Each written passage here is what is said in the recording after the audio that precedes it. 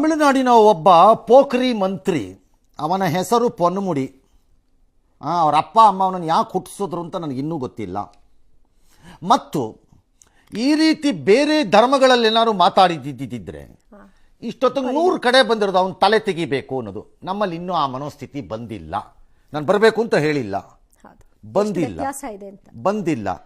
ಕಾಲು ಕತ್ತರಿಸಿ ನಾಲಿಗೆಯನ್ನು ಕತ್ತರಿಸಿ ತಲೆ ತೆಗಿಬೇಕು ಅನ್ನೋ ಇತರೆ ಧರ್ಮ ದೇವರು ಬಂದಾಗ ಬರುತ್ತಲ್ಲ ಆ ಟೈಪ್ ಬಂದಿಲ್ಲ. ಹಾಗಾಗಿ ಕೊಬ್ಬಲ್ಲಿ ಮೆರೆಯುತ್ತಿರುವಂತಹ ಈ ಪೋಖ್ರಿ ಮಂತ್ರಿ ಹಿಂದೂ ಧಾರ್ಮಿಕ ಚಿಹ್ನೆಗಳನ್ನು ಲೈಂಗಿಕ ಭಂಗಿಗಳಿಗೆ ಹೋಲಿಕೆ ಮಾಡಿದ್ದಾನಂತೆ. ಅಯೋಗ್ಯನ್ ತಗೊಂಬಂದು ಶೈವ ವೈಷ್ಣವ ಪಂಥಗಳ ಬಗ್ಗೆ ಆಕ್ಷೇಪಾರ್ಹ ಹೇಳಿಕೆ ಅಂತಾನೆ. ನಾಲ್ಗೇನು ಕತ್ತರಿಸ್ಬೇಕು ಅವನಿಗೆ, ಅಲ್ಲೆಲ್ಲರೂ ಸಿಕ್ಕಿದ್ರೆ ದಾರಿಗೆ ಅವನಿಗೆ ಕಚಡಗಳನ್ನು ತಗೊಂಬಂದು.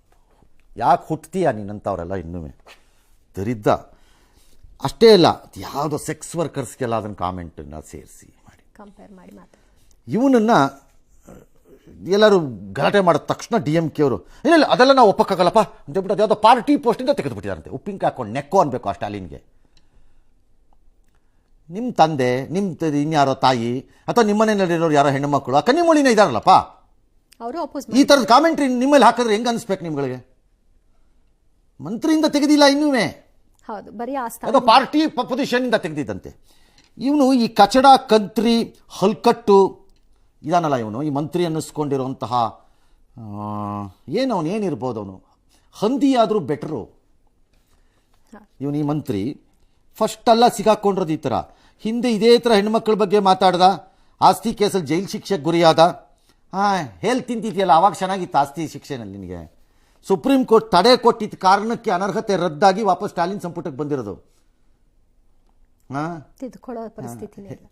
ಹೇಸಿಗೆ ತಿನ್ನುವ ಮಂತ್ರಿ ಇನ್ನೊಬ್ಬರ ಬಗ್ಗೆ ಮಾತಾಡ್ತಾನಂತೆ.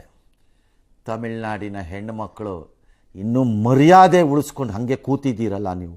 ಇದು ಸಾರ್ವಜನಿಕ ಕಾರ್ಯಕ್ರಮದಲ್ಲೇ ಎಲ್ಲ ಹೆಣ್ಮಕ್ಳು ರಸ್ತೆಯಲ್ಲಿ ನಿಲ್ಲಿಸ್ಕೊಂಡು ಚಪ್ಪಲಿಲಿ ಹೊಡೆಯೋದು ಬಿಟ್ಬಿಟ್ಟು ಸುಮ್ಮನಿದ್ದೀರಲ್ಲ ನೀವು ಹೆಣ್ಮಕ್ಳು ಲೆಕ್ಕ ಹಾಕಳಿ ಇಂಥ ಕಚಡಗಳಿಗೆ.